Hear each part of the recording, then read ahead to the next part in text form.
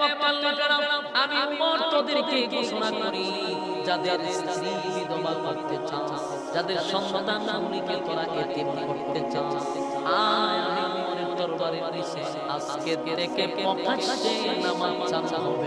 আল্লাহর নামাজ প্রকাশ্যে মানুষ পড়বে, যদি কেউ বাধা দেয় উমর তরবারি দিয়ে তাকে ফয়সালা করব। এর আগে বক্তব্য দেওয়ার কারো সাহস ছিল না। আবু জাহেল ঘর থেকে বাহির হয়েছে, আবু জাহেল তরবারি নিয়া কে রে এত বড় বড় বক্তব্য দেয়। তখন তাকায়া দেখে হযরত ওমর বক্তব্য দেয়। আবু জাহেল দৌড় মাইরা ওই সাধারণ কেউ না, ওমর বড় সাধারণ সাহাবী না, যে মক্কাতে মানুষ নামাজ পড়তে গেলে নির্যাতন করত। এমনকি আল্লাহর হাবিব খানায় কাবার সামনে যখন নামাজে নবী দাঁড়াইল, এই আবু জাহেল বাবা তাইবা তারা নবীর সামনে এসে টিটকারি মস্কারি শুরু করত, হাসি তামাশা করত। আল্লাহর হাবিব যখন সাজারত অবস্থায় গেছে, উকবা বলেন, কে পারবে মুহাম্মদের পিঠের উপরে উটের নারীগুলো রেখে দিতে? নাউজুবিল্লাহ বলে কিছু বেঈমান মাগি আমার নবীর পিঠের উপরে উটের নারী তুলে দিয়েছে। আল্লাহর নবী সাজার দিকে উঠতে পারে না। এমন অবস্থায় খলিফাতুল মুসলিমিন হযরত আব্দুল্লাহ খানা একটা আমার কাছে আয়েশা থেকে কতগুলো কাফের দাঁড়াইয়া মুসকে হাসে, টিটকারি মস্কারি করে। আমার নবী শেষ হয়ে গেছে, পিঠের উপরে ওদের নারী। আবু বকর চোখের পানি ছেড়ে দিয়া আসছিল একটু সরায়া দেওয়ার জন্য। সাথে সাথে বেঈমানরা আল্লাহর উপরে হামলা করে। আবু বকরকে রক্তাক্ত করছে, মারধর করছে। আবু বকর দৌড়াইয়া ফাতেমার কাছে গেছে। ফাতেমা তখন ছোট, গিয়া কয়, ফাতেমা তোমার আব্বা খানায় কাবার সামনে আল্লাহর প্রতি পায়ে সেজদা দিতেছে, বেঈমান নবীর পিঠের উপরে আমার নবীর পিঠের উপরে নারী রেখে দিয়েছে। ফাতেমা ছোট দৌড়াইয়া খানায় কাবার সামনে গেছে, গিয়া দেখে আল্লাহর হাবিব সেজদার অবস্থায় পিঠের উপরে উটের নারী রেখে দিয়েছে। ফাতেমা ছোট ছোট হাত দিয়া উটের নারী বাবার শরীর থেকে সরায়া দেয়, কান্দে আর বলে, মক্কার মানুষেরা শুন, আমার আব্বা তোদেরকে এমন ক্ষতি করলো রে, জীবনে কোনোদিন আমার আব্বা কারো দিকে চোখ রাঙায়া তাকায় না, জীবনে কোনোদিন আমার আব্বা কাউকে গালি দেয় না, কারো ক্ষতি করে না, কেন রে আমার আব্বার উপরে আমার নির্যাতন তোরা করলি? উটের নারী সরায়া দেওয়ার সাথে সাথে আল্লাহর হাবিব সেজদা থেকে মাথা মোবারক তুলে বসলেন। নবীর চেহারা মোবারক লাল হয়ে গেছে। দীর্ঘক্ষণ সময় নবী সেজদারত ছিলেন। আল্লাহর নবী নামাজ শেষ করে দুইটা হাত উত্তোলন করে বলে, আমার খানায় কাবার সামনে আমি তোমার কুদরতি পায়ে সেজদায় গেছি। আল্লাহ আমি তোমার ইবাদতে ছিলাম, ঠিক এই মুহূর্তে আমার পিঠের উপরে নাপাক নারী বুড়ি পর্যন্ত তারা রেখে দিল। আল্লাহর হাবিব জাহান বলে বলে, মালিক তাইফের ময়দানে আমি রক্তাক্ত হইছি, কিন্তু এত রক্তাক্ত হইছি আমি তোমার কাছে অভিশাপ দিই নাই। গজবের ফেরেশতা আমি তাদেরকে নিষেধ করলাম, উল্টা তাদের জন্য আমি দোয়া করলাম। আমি তোমার দ্বীনের দাওয়াতের দিকে কত মার খাইছি, কোনদিন আমি প্রতিবাদ করি নাই গো। আমারে যদি নির্যাতন করছে আমি উল্টা তাদের জন্য দোয়া করছি, কিন্তু আজকে আমার কলিজায় লাগছে আমি তো তোমার কুদরতি পায়ে সেজদারত ছিলাম। এই খানায় কাবার সামনে উটের নারী নাপাক জিনিস আমার পিঠে রাখছে, এটা আমি আর বরদাস্ত করতে পারলাম না। আবার তারা টিটকারি মস্কারি করছে, তোমার খানায় কাবার সামনে দাঁড়াইয়া তারা নামাজকে সামনে রেখে টিটকারি মস্কারি করবে, আমি বরদাস্ত করতে পারলাম না। আল্লাহর নবীর চোখের পানি ছিল আর নবীজি ধৈর্য ধরে বলছেন এদের একটা কেউ তুমি ছেড়ে দিলে আপনার কি মনে হয় নবীর দোয়া অথবা বদদোয়া কোন সময় ফিরত যায় কথা হয় আমার নবী দোয়া করতে দেরি পয়গম্বর দোয়া করতে দেরি হয় কিন্তু তা কবুল হইতে দেরি হয় না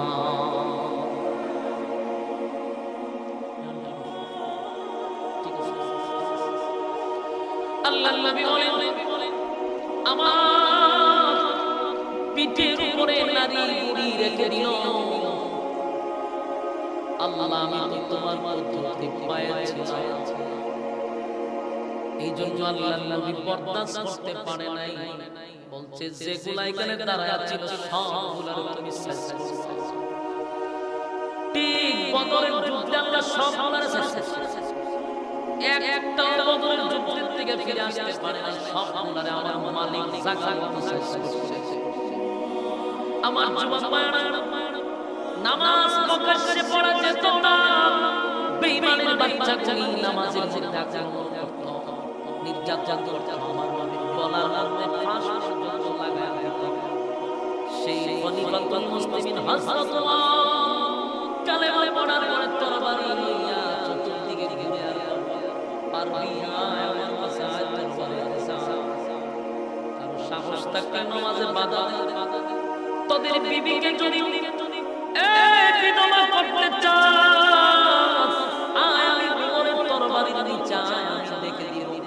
কার কত বুকের ফাটা কাদের ছেলে এত করতে চাস বাচ্চা কাচ্চারে এত করতে চাস আয় আমি ওমরের তরবারির নিচে সেদিন থেকে মক্কাতুল মুকাররমায় নামাজ পড়া শেষ হয়ে গেল ওমরের অবদান আছে রে ওমর সাধারণ সাহাবী না আমি শুধু আপনাদেরকে ওমরের বিষয়গুলো বলতেছি ওমর কাকে ছিল তারপরে বাকি কথা শুনবো ওমর এমন একজন সাহাবী যার কথায় আল্লাহ এক জায়গায় আয়াত নাযিল করছে সুবহানাল্লাহ আওয়াজ কি জানি এই আয়াত তো নাযিল হয় কিন্তু ওমরের মেজাজ অনুযায়ী ওমরের মেজাজ অনুযায়ী আমার আল্লাহ এক জায়গায় কোরআনের আয়াত নাযিল করছে চারটি গাড়ি কথা নয় সাধারণ কথা আল্লাহ ওমরকে কত পছন্দ করত যে ওমরের মেজাজ অনুযায়ী আয়াত পাঠায়া দিত সুবহানাল্লাহ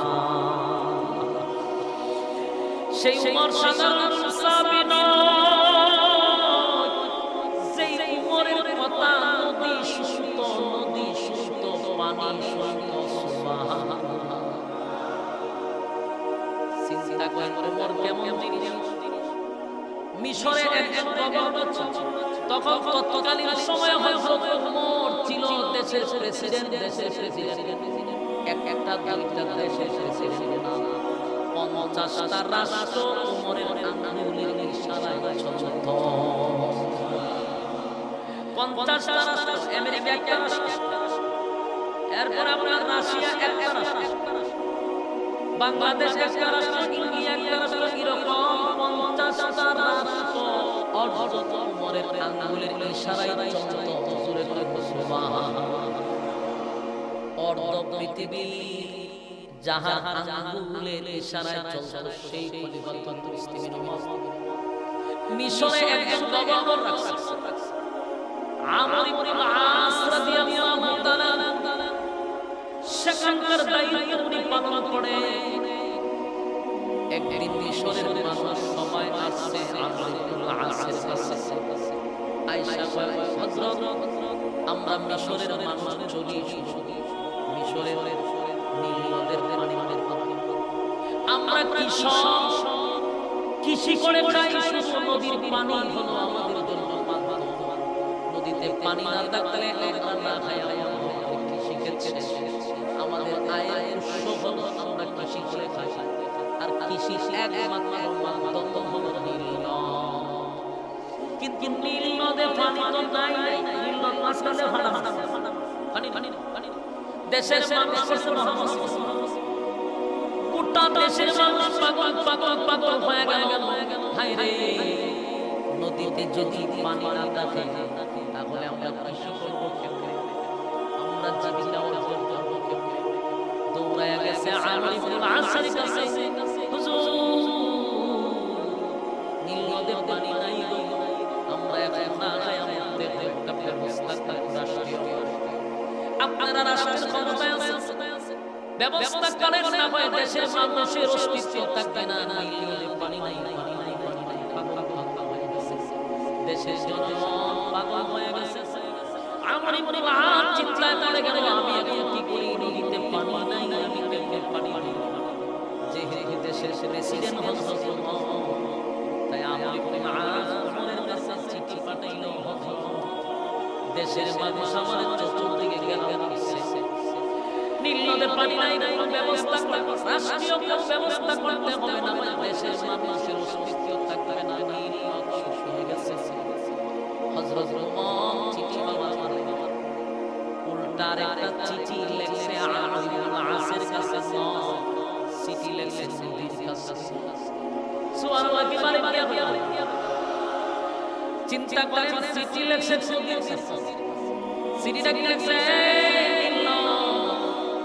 আল্লাহ তোরে বানাইছে আমাদের গোলামির জন্য তোরে বানাইছে আমার গোলামি নদী আমাদের গোলামি করে সূর্য আমাদের গোলামি করে চন্দ্র আমাদের গোলামি করে বলো কায়নাত মানুষের গোলামি করে আর মানুষকে বানাইছে আল্লাহর গোলামির জন্য আমার যুবক ভাইরা এ মালিক মনে বলো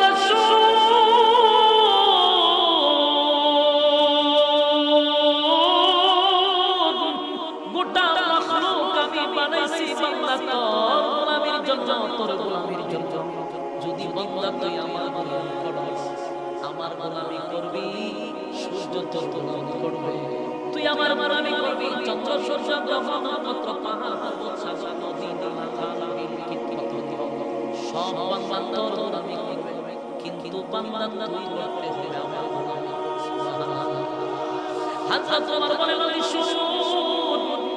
নদী নালা খাল বিল বানাইছে আমাদের গোলামি করার জন্য তোর কোশিশ হলো আমাদের গোলামি করা কিন্তু গোলামি বন্ধ করে দিছ তাহলে শুন আমি ওমরের বক্তব্য বলবো তুই যদি আমাদের গোলামি না করস তাহলে নদী আর নদী থাকবে না আমি ওমর পুরা নদীটারে ভরাট করে দিব নীল নদ বলতে আর পৃথিবীর মানচিত্রে থাকবে না তুই যদি মানুষের গোলামি করস তাহলে তোরে আমি বহাল রাখবো না হয় তোরে চিরতরে মানচিত্র থেকে উঠায় আনবো চিঠি পাঠাইছে নদীর কাছে এই চিঠি যখন মিশরে গেল মিশরের মানুষ হাসি তামাশা শুরু করে দিছে হায় হায় রাষ্ট্রকে চালায় রে ফাঁকের হাতে রাষ্ট্র চলে গেছে হাসি তামাশা ও একটা ভাই শুরু করছে আমরা দেশের মানুষ ক্ষিপ্ত হয়ে গেছে যে আমরা এমনিতেই মুসিবতে আছি এমনিতে আমরা ভাবতে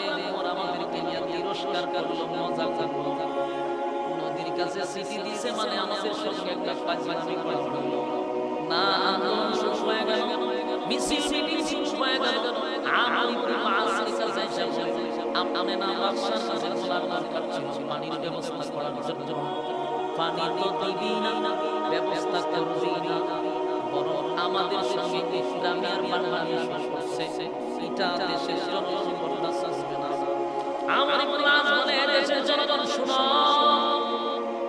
তোমাদের কাছে খবর পৌঁছে গেছে অনেকটা চিঠি দিয়েছে নদীর কাছে আমি চিঠিটা নদীর কাছে নিয়ে যাই তবে চিঠিটা আগে নদীর কাছে দিয়ে আসি তার প্রতিক্রিয়াটা দেখো তারপরে আমরা ব্যবস্থা নিব মানুষ ধারণা করছে বাবা দেখতে পাইছে মানুষ চিল্লাচিল্লি শুরু করছে আন্দোলন শুরু করছে হায় হায় তো দেখা যায় রাষ্ট্র সুস্থ মানুষের কাছে আছে রাষ্ট্র তো চলে গেছে সুস্থ মানুষের কাছে আমর ইবনে আল-আস তাদের তিরস্কারের মধ্য দিয়ে উনি চিঠিটা লইয়া যখন যাইতে লাগলেন নদীর কাছে চতুর্দিকে মানুষ যাইতেছে দেখা যাক কি হয় সেখানে আমরা আন্দোলন করব আর আমর ইবনে আল-আস চতুর্দিক দিয়ে ঘেরাও করব যে আমাদের সঙ্গে কেন ফাজলামি করলো মানুষ গেছে দেখার জন্য আমর ইবনে আল-আস নদীর কাছে গিয়া নদীর মাঝখানে গেছে গিয়া বলে নদী রে এই চিঠিটা কেমন হইছে চিঠির মধ্যে লেখা তোরে আল্লাহ বানাইছে আল্লাহর গোলামির জন্য আল্লাহ তোরে বানাইছে আমাদের আমরা করি মালিকের গোলামি, তুই করবি বান্দার গোলামি। তাই তুই যদি পানি না দেস, এই নদী আর নদী থাকবে না, করে দিবে। চিঠিটা নদীর মধ্যে রাখ। আমর ইবনুল আস বলে পৃথিবীর মানুষ আশ্চর্য হয়ে গেল, আশ্চর্য হয়ে গেল। যেই মানুষ চিঠিটা নদীর মধ্যে রাখলো, আমি চিঠি রাইতে দৌড় মারছি, পানি আমার পিছনে দৌড়ানো শুরু করছে। একটা জবান বন্ধ রাখবেন, আল্লাহু আকবার। এই সুরে কোন আল্লাহু আকবার। এই ইমানের আওয়াজ দিয়ে বলেন আল্লাহু আকবার। উনি বলেন হযরত ওমর সাধারণ সাহাবী নয় গো, ওমরের কথা নদী শুনে দেশের চতুর্দিকের মানুষগুলো আশ্চর্য হইয়া কি দেখলাম, কি দেখলাম, কি দেখলাম। নদীও নাকি ওমরের কথা শুনে আমর ইবনুল আস বলে, শোনো, নদী কেন ওমরের কথা শুনবে না? কারণ ওমর মালিকের কথা শুনে, তাই ওমরের কথা নদী শুনে। ওমর তো আসল মালিকের সঙ্গে সম্পর্ক, যেই মালিক পানি দেয় তার সঙ্গে সম্পর্ক। তাই ওমর যেই মালিকের সঙ্গে সম্পর্ক করছে, তাই মালিকের কথা নদী কথা শুনতে ওমরের বাধ্য। এর নাম হলো আমার যুবক ভাইরা, ওমরের নাম শুনলে পরে শয়তান এই রাস্তা দিয়ে যায়। প্রতিটা মানুষের সাথে শয়তান থাকে, জানেন আপনি? প্রত্যেকটা মানুষের সঙ্গে শয়তান থাকে। যত বড় পীর তত বড় শয়তান তার সামনে থাকে। আপনি যত বড় আল্লাহওয়ালা, তত বড় আল্লাহওয়ালা শয়তান আপনার সঙ্গে থাকবে। শয়তান প্রত্যেকটা মানুষের সঙ্গে থাকে, কারণ আপনি বেশি থাকে। শয়তানের মানে আল্লাহওয়ালাদের সঙ্গে থাকে, সাধারণ পাবলিকের সঙ্গে যদি থাকে, একজন আলেমের সঙ্গে শয়তান থাকে একজন। আপনারা বেশি কিন্তু শয়তান 100 জন মিললেও একজন আলেমের করতে পারে, সাধারণ পাবলিকে একটা শয়তান এসে বেশি হতে পারে। এই জন্য উলামায়ে কেরামদের সঙ্গে শয়তান আছে। আপনারা দেখবেন না, প্রতিটা মানুষের সঙ্গে শয়তান থাকে রে। সাহাবীদের সঙ্গে শয়তান ছিল, কিন্তু ওমরের কাছে শয়তান ভুলেও যাইত না। ওমর যেই রাস্তা দিয়ে যাইত, শয়তান ভুলেও সেই রাস্তা দিয়ে যেত না। তার নাম রাষ্ট্র চালাইছে, দেশের প্রেসিডেন্ট ছিল, কোন দেশের কি ছিল? এই দেশের প্রেসিডেন্ট ছিল গো। আজকে দেশের বড় বড় রাষ্ট্রনায়ক আপনাদের ইতিহাস পড়ে ওমরের রাষ্ট্র চালা, ওমরের রাষ্ট্র চালানো পুরো ক্যাটালগটা তারা পড়ে এবং নিজেই বাধ্য হয়। যেমন ভারতের ইন্দিরা গান্ধী সে বলছিল, যদি পৃথিবী শাসন করতে চাও তাহলে ওমরের শাসন ব্যবস্থা শুরু করো।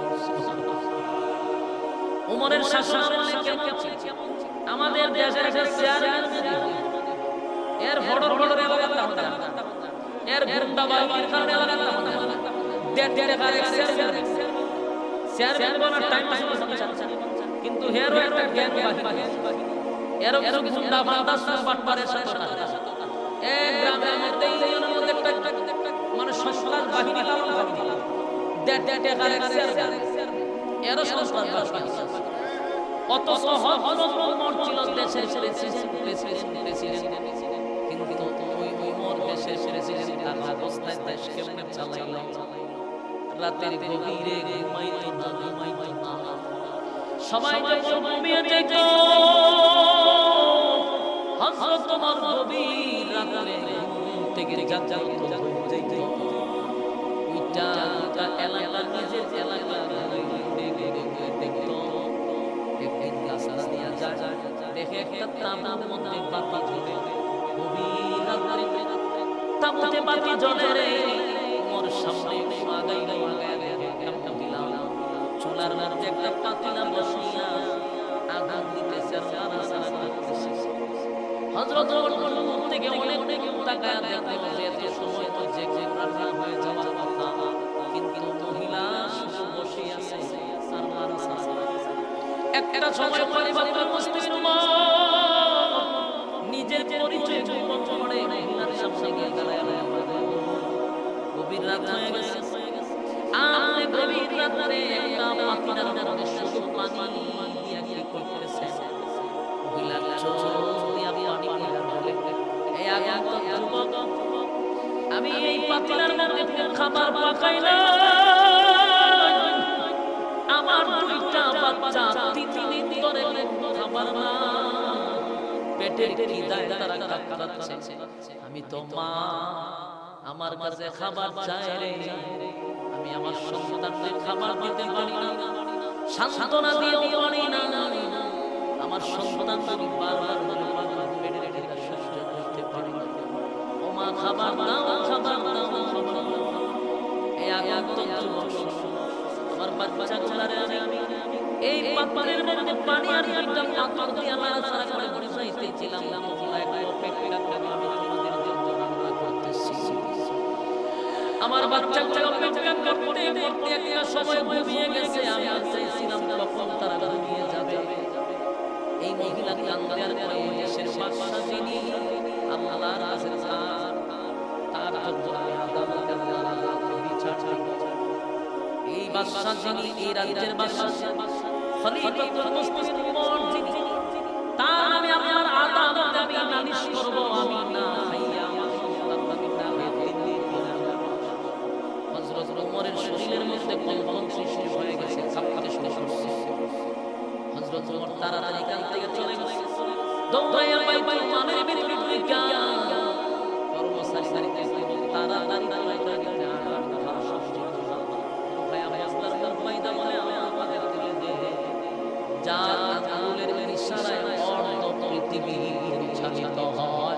সেই বাদশার কাছে বস্তা দিছে বস্তা দাইলে কর্মচারী বলে হুজুর আমি আপনার পাশে আছি কাঁধে আমার কাঁধে দেন বলে আপনি কোথায় নিয়ে যাবেন হযরত ওমর আমার কাজ আমাকে করতে দেন কিয়ামতের মাঠে আমার কবরে তুই যাবি না আমার শাস্তি তুই করবি না আমার আল্লাহ বস্তা 18 বস্তা আমার কাঁধে দেন এই বস্তা লইয়া হযরত ওমর ওই মহিলার বাড়িতে এসে সামনে গিয়া নিজের হাতে মন্ত্রী বানাইয়া মহিলারে খাওয়াইল মহিলার বাচ্চাকে খাওয়াইছে অবশিষ্ট আর খাবার জামা দিয়া বলে মাগো আপনার সন্তানকে করে খাওয়ায়া দেন মহিলা তো বললে চিনে না মহিলা বলে তোমার মতো যুবক থাকতে মরবে রাজা তোমারে ধরে দেশের বাদশা বানাইতো তাহলে দেশের মানুষ শান্তিতে বসবাস করত মহিলা এই কথা বলতেছিল এবার হযরত ওমর বলেন মাগো আগামী কালকে ওমরের দরবারে আমরা যাবে সেখানে আমিও থাকব দেখি আমি আমার জন্য ব্যবস্থা করা যায় না এই কথা বলে হযরত ওমর চলে গেলেন পরের দিন মহিলা পার্লামেন্টের ভিতরে ঢুকে দেখে যেখানে ওমর বসা এটা তো সাধারণ মানুষের চেয়ার এটা তো দেশের রাষ্ট্রনায়কের চেয়ার ওমরের দিকে তাকায় দেখে যুবক গতকালকে আমাকে 18 বস্তা নিয়ে আসছে মহিলা বুঝতে পারছে এটাই ওমর এই মহিলা বলে আমি আসলে আপনাকে চিনতে পারি নাই আমি নইনি আমারে মাফ করে দেন আমি চিনতে পারি নাই হযরত ওমর বলে মাগো আমি আমার কাছে মাপ চাই ক্ষমা চাই বলে আল্লাহর কাছে কেমনে বিচার দিবে ওমর কি আপনার প্রতি আমি অবহেলা করছি আল্লাহর থেকে কেমন বিচার চাইবে না আমি আপনার জন্য বিচার চাই আপনি নিজে একটা দেশের বাদশা হয়ে আমার জন্য ক্ষমা করে গেছেন আমার যুবক ভাইরা ওমর কাঁপতে হাত নৌকা পাশা করছে আর বলে আমার এই রাজা চালানোর ক্ষেত্রে মহিলা যদি আল্লাহর দরবারে আমার বিচার চায় ওমরের জাহান্নাম সারা ঠিক আমার যুবক ভাইরা এই ওমর সাধারণ কোন সাহাবী নয় ওমর সাধারণ কোন সাহাবী না ওমর সাধারণ কোন সাহাবী না ওমরকে যদি আপনি চিন্তা করেন ওমরের ইতিহাস আপনাকে বেশি যেই উমরের মেজাজ মতো আল্লাহ এক দুই জায়গায় নয়, প্রায় এক জায়গায় আয়াত নাযিল করছে। সুবহানাল্লাহ। মেজাজ মতো কিভাবে আয়াত নাযিল করছে? মক্কাতে মদিনায় এক মুনাফিক মারা গেছে। মুনাফিকের জানাজা পড়তে গেছে স্বয়ং রাসূল আরবি সাল্লাল্লাহু আলাইহি ওয়াসাল্লাম। হযরত ওমর রাগান্বিত হয়ে গেল, বড় টাটকা মুনাফিকের জানাজা কেন পড়াবে? কিন্তু তার অনুমতি জানাজা পড়ায় দিতে ওমর নবীর স্মরণ করাইয়া একটা আয়াত পড়তেছেন, বারবার ইস্তাগফিরুল্লাহ আওলা তাস্তাগফিরুল্লাহ ইন তাস্তাগফির লাহুম 70 মাররাতান ফালান ইয়াগফিরুল্লাহু লাহুম যালিকা বিআন্নাহুম কাফারু বিল্লাহি ওয়া রাসূলিহি ওয়াল্লাহু লা ইয়াহদিল কওমাল ফাসিকিন। হযরত আল্লাহর নবী বিশেষ করে বারবার আয়াতটা রিপিট করতেছিল। রাসূল বুঝতে পারছেন ওরা মানে কি বুঝাইতে চায়। নবী বলেন, ওমর রে, এই আয়াতের কিন্তু তো মুনাফিকের জানাজা পড়া নাই, এমন কথা নাই। এই আয়াতে বলা হয়েছে আমি নবী যদি মুনাফিকের জন্য 70 বার দোয়া করি আমার আল্লাহ কবুল করবে না। তাই নবী জানাজা পড়ায় সব সাহাবীরা চলে গেছে, কিন্তু তোর একটা জায়গায় বসে মনটা বেজার করে বসে আছে। মুনাফিকের জানাজা নবী পড়াইছে, বরদাস্ত করতে পারতেছে না।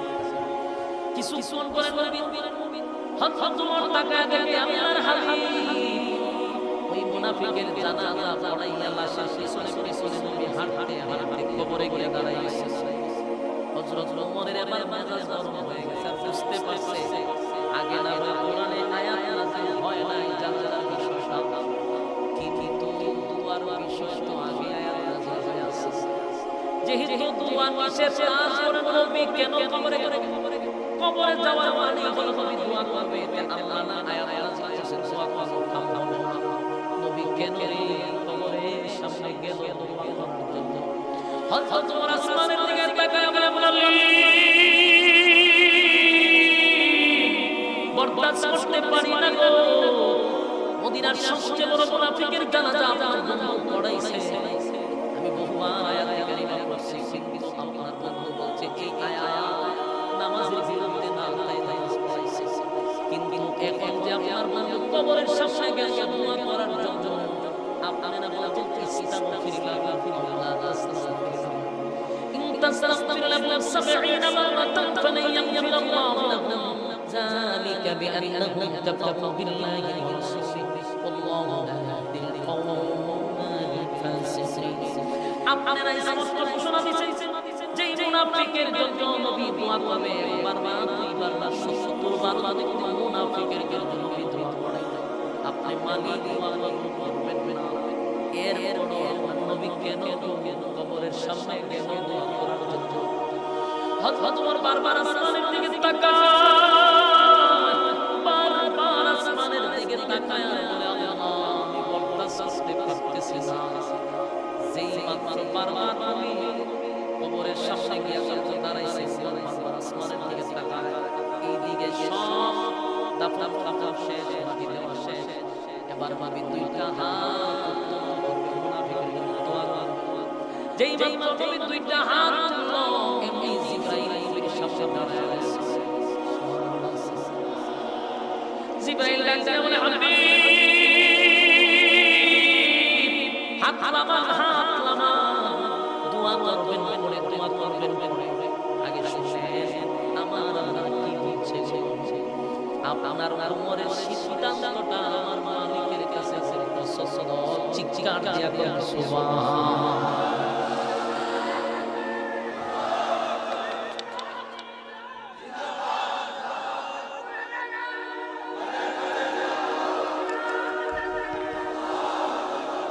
উমরের সিদ্ধান্ত কার কাছে পছন্দ?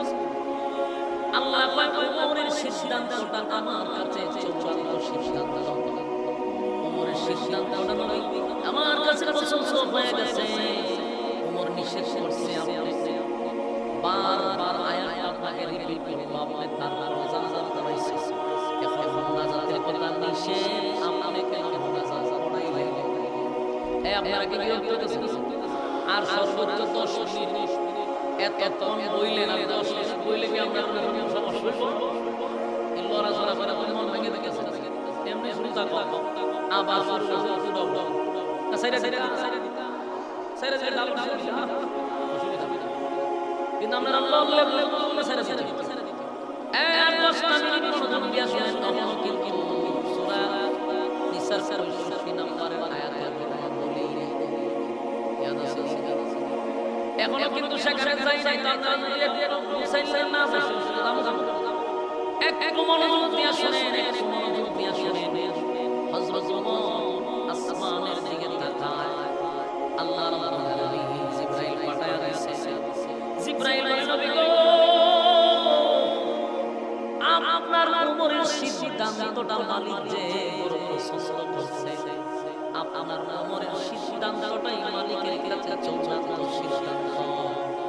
তাই আল্লাহ বলতে হামদালামা আগে শুনুন আল্লাহ কি বলে, আয়াত কিন্তু নাযিল হয়ে গেছে।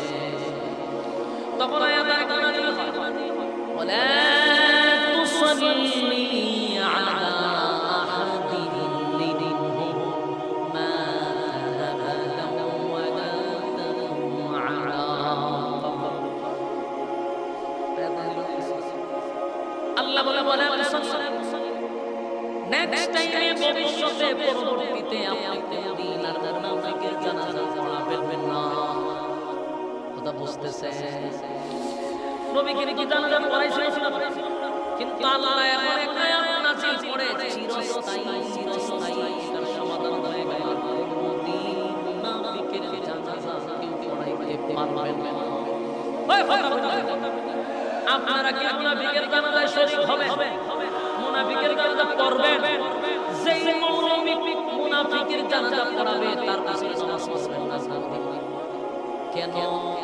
যেই মৌলবী মুনাফিকের জানাজা পড়াবে সে নিজেই আল্লাহর আয়াতকে অস্বীকার করছে, আর আল্লাহর আয়াতে একটা অক্ষরকে অস্বীকার করলে নিঃসন্দেহে সে কাফের।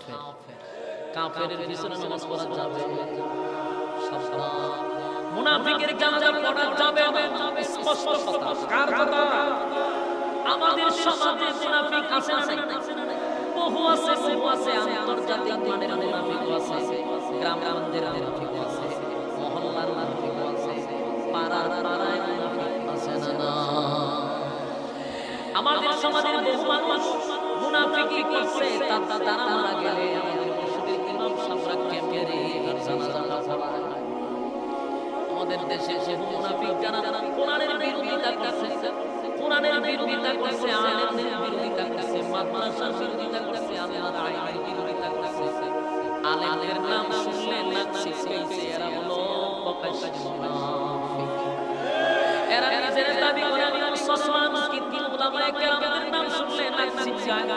এরা যখন আল্লাহর হুকুমের কথা শুনে তখন তারা সহ্য করে না, নবীর বিরোধী মানে না, কিন্তু নিজের দাবি করে মুসলমান মাদ্রাসা দেখতে পারে না। এই সমস্ত মুনাফিক যদি সমাজের জানা যায়, বিড়ালের মতো রাস্তাঘাটে ঘুরে থাকে, কিন্তু তার জানাজা করানো যাবে না। ফেসিস আমলে বহু এমপি মন্ত্রী ছিল জাতীয় পর্যায়ের মুনাফিক, আন্তর্জাতিক মানের মুনাফিক, যারা মিডিয়ার মাধ্যমে স্পষ্ট বলছে, মৌলবাদী বলে গালাগালি করছে, মাদ্রাসাকে গ্যাগে ছাতা করছে, কোরআনের বিরোধিতা করছে, নবীর বিরোধিতা করছে, মাদ্রাসার বিরোধিতা করছে, আলেমদের বিরোধিতা করছে। এমন মানুষ মারা যাওয়ার পরেও মসজিদের ইমাম গিয়া জানাজা পড়াইছে। কিছু কিছু ক্ষেত্রে বাদ হয়ে পড়ে, এছাড়া উপায় নাই। আমি একজনকে বলছিলাম, মিয়া শুনলাম আমার মুখে জানাজা করেছে, আমি কিছু তো সমাজই করা যায় না। দেখো ভাই, আমার জায়গা তার নাম করে খানা বিজয় জায়গা তার জানাজা না পড়লে আমার পরের দিন গায়েব করে দিলে তো জানাজা পড়াইছে কি তো আসি নিয়ে সমস্যা আছে। উজুদা পরে করছে, উজু সারাই করে মুনাফিকের জানাজা দেব উজু লাগে, কোন রকম হত্যাবিলের মতো খবর ফলাই তোরা পরে তোর খবর ইচ্ছা মতো সাইজ কথা বলি না। যারা মুনাফিক ইসলামের সাথে, নবীর সাথে, কোরআনের সাথে, আলেমদের সাথে, এদের মরণ কুকুর বিড়ালের বিনা জানাজায় তাদেরকে গায়ে দেয়। এদের এরকম দৃষ্টান্ত শাস্তি হলে বাকি সব মুনাফিক সিংহ হয়ে যাবে। কিন্তু আমরা দেখা যায় মারা গেলে জানাজা পড়াই তো মুনাফিকরা ছিঁড়ে দেওয়ার অসুবিধা করে। যেমন আমাদের দেশে অনেক মন্ত্রীরা মুখ ফুলাই বসে বললেন মৌলবীদের জানাজা লাগবে না, এরকম কথা বলছে। আমার জানাজা পড়াই ওই এমন লোক নিয়ে পড়ায় যে হুজুর ভয় বড় সিটি জানা উজু করতে গিয়ে কিছু বলে না ওই রকম লোক দিয়ে হেলে জানাজা পড়ে। আসলে কথা ঠিক, তুই যেমন তোর কপালকে আলে আলে জানাজা তোর কপালে থাকবে, তুই যেরকম ইমাম আরেকজন ইমাম দরকার। আল্লাহ তোর মতো একটা বিখ্যাত জানাজা পড়ায়। ইতিহাস কিন্তু থেকে মানুষ হযরত ওমর অনেকজন সাহাবী বলছে আল্লাহ দেখছি আপনার পয়গম্বর মুনাফিকের জানাজা পড়াচ্ছি। এখন গেছে দোয়া করার জন্য, আল্লাহর সাথে সাথে আয়াত নাযিল করে কয় ওয়াদা তুসাল্লি আলা আহাদিন মিনহুম মাতা আবাদান ওয়ালা কাম আলা কবরি। এখানে জানবো একটা হলো ওয়াদা তুসাল্লি, নেক্সট টাইমে পরবর্তীতে ভবিষ্যতে দিন আপনি জানাজা পড়াবেন না, নবী পড়াবেন না, মানে কিয়ামত পর্যন্ত উম্মতি মুহাম্মাদীর জন্য এটা শেষে কথা হয় না, সবার মানুষ শেষ। এর মানে মনে তুসাল্লি আলা আহাদিন মিনহুম মাতা আবাদান ওয়ালা কাম আলা কবরি। শুধু জানাজা না, মুনাফিকের কবরের সামনে দাঁড়াইয়া নবী আর দিন নাজাত করবেন না। ফাইসাইদি সমাজ ওই কথা হয় না, এই উমর সাধারণ কোন ব্যক্তি নয় গো। উমর যা চাইছে আল্লাহ পাঠাইছে, জোরে বল সুবহানাল্লাহ। আল্লাহ কয় উমর আমার কাছে উমরের সিদ্ধান্তটা চূড়ান্ত, উমরের সিদ্ধান্তটা আমি মালিকের কাছে পছন্দ হইছে, তাই আয়াত নাযিল করেছে। একটা দুইটা না, প্রায় এক জায়গায় উমরের মেজাজ অনুযায়ী আল্লাহ আয়াত নাযিল করছে। এই উমর তো সাধারণ নয়, সেই উমরের বিরুদ্ধে কিন্তু হত্যা মামলা আছে রাসূলের দরবারে সরাসরি কথা হয় না। হযরত উমরের বিরুদ্ধে হত্যা মামলা যেই উমরের মেজাজ অনুযায়ী আয়াত নাযিল হয়, যেই উমরের মেজাজ আল্লাহ পছন্দ করে, সেই উমরের বিরুদ্ধে হত্যা মামলা হয়ে গেল নবীর আদালতে। আল্লাহর নবী নিজেই চিন্তিত, বারবার চিন্তায় পড়ে গেলেন উমরকে আমি আল্লাহর কাছ থেকে ছায়া আনলাম, আর আজকে উমরের প্রেমিক মানুষকে হত্যা করলো। মদিনার মানুষেরা মনে মনে চিন্তা করে না উমর একটা নির্দোষ মানুষকে হত্যা করতে পারে না, উমর এমনটা নয়, উমর এমন হতে পারে না। কিন্তু তদন্ত নিয়ে দেখা যায় উমর নির্দোষ মানুষকে হত্যা করছে, যার অপরাধ ছিল না। এখন এই মামলাটা হত্যা মামলা আদালতে যখন উমরকে নেওয়া হয়েছে, অবস্থা ভয়াবহ হয়ে গেছে। এখন কি করা যায়? উমরের এই ব্যবস্থা করে মামলা হয়ে গেছে। বিচারক হলেন স্বয়ং রাসূল, সুবহানাল্লাহ। রাসূল হলেন বিচারক, হযরত ওমর হলেন অপরাধী। গোটা মদিনায় মানুষ কান্নায় পড়ে গেছে, হায় রে ওমরের বিরুদ্ধে হত্যা মামলা, উমরের বিরুদ্ধে হত্যা মামলা, মানে উমরকে হত্যা করা হবে। এটাই তো তুমি একজনকে হত্যা করবার বিচার হলো তোমার হত্যা করা। এই বিচার যদি বাংলাদেশে বাস্তবায়ন হতো, আল্লাহর কসম বাংলাদেশে খারাপই হইতো না। আরে বর্তমানে দেখলে বিড়ালের রক্তের দাম আছে, মানুষের রক্তের দাম নাই। কারণ একজনকে করলে তার সর্বোচ্চ শাস্তি হলো ভালো হয়। আমার বাইরে আইসা চিন্তা করে আরে মাইরা এক বছর জেল অসুবিধা কি? যদি মৃত্যুদণ্ড হইতো তাহলে একটা মানুষকে হত্যার করার আগে চিন্তা করে আমার তো ভালো লাগবে, তাই মানুষের সাথে খারাপ করতে হবে। আমার যুবক ভাইরা, হাবিবে কিবরিয়া হলো দেশের রাষ্ট্রনায়ক, পয়গম্বরের বিরুদ্ধে হত্যা মামলা, গোটা মদিনায় কান্নার পড়ে গেছে। মানুষ উমরের জন্য কাঁদলে, নবী নিজেও পেরেশানির মধ্যে পড়ে গেছে। হায় রে উমরকে আল্লাহর কাছ থেকে চাই না, উমরের বিচার করতে হবে মৃত্যুদণ্ড। যখন সব কিছু হয়ে গেল, চতুর্দিক দিয়ে যখন আনা শুরু হয়ে গেল,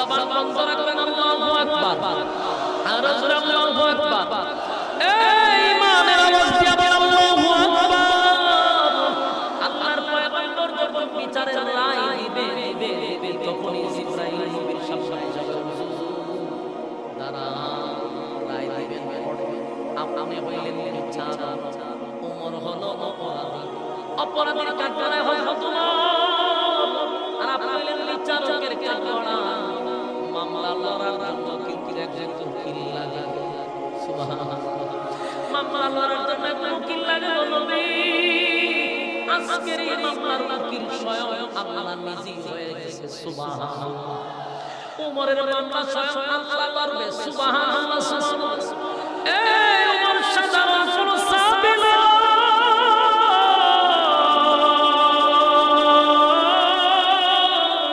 যার মামলা আল্লাহ নিজে করে রে আল্লাহ কয় আমি ওমরের মামলা লড়ব উকিল হয়ে আপনি বিচার ওমর আসামি আমি আল্লাহকে এবার আল্লাহ যদি মামলা লড়ে বলুন তো মামলায় জিতবে কে এবার মামলা করবে আল্লাহ তখন বলে বিচারকের আসনে বসে ওমরকে রায় দিবেন তা মদিনায় জানে ওমর নির্দোষ মানুষকে হত্যা করছে বিচারের তথ্যে বাহির হয়ে আসছে ওমর নির্দোষ মানুষকে হত্যা করছে কিন্তু আমি আল্লাহ জানি আপনি নেবিতা জানেন না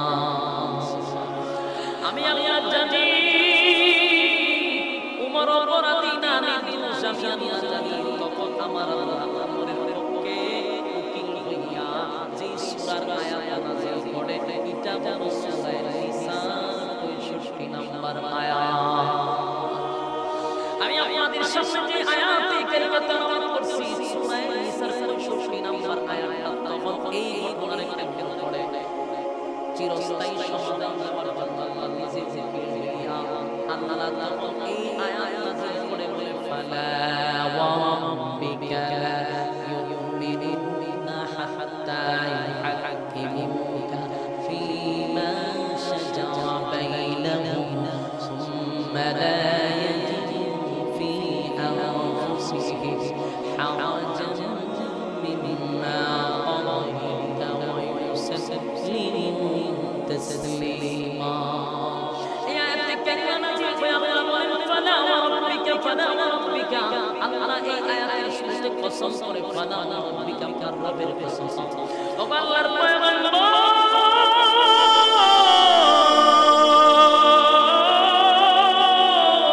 আপনার রবের কসম করে বলি ফালা রাব্বিকা কার রবের কসম আল্লাহর রবের কসম ওমর নির্দোষ কোনো মানুষকে হত্যা করে নাই চিৎকার দিয়া সুবহান আল্লাহ কয় নির্দোষ মানুষকে হত্যা করে না অথচ সুঠা মদিনায় লারা পড়ে গেছে রে ওমর একটা নির্দোষ মানুষকে হত্যা করছে আল্লাহ উকিল হইয়া বলে আপনার রবের কসম ওমর নির্দোষ মানুষকে হত্যা করে ওমর যেই লোকটারে হত্যা করছে সে মূলত মুসলমানই ছিল না সে ছিল একটা মুনাফিক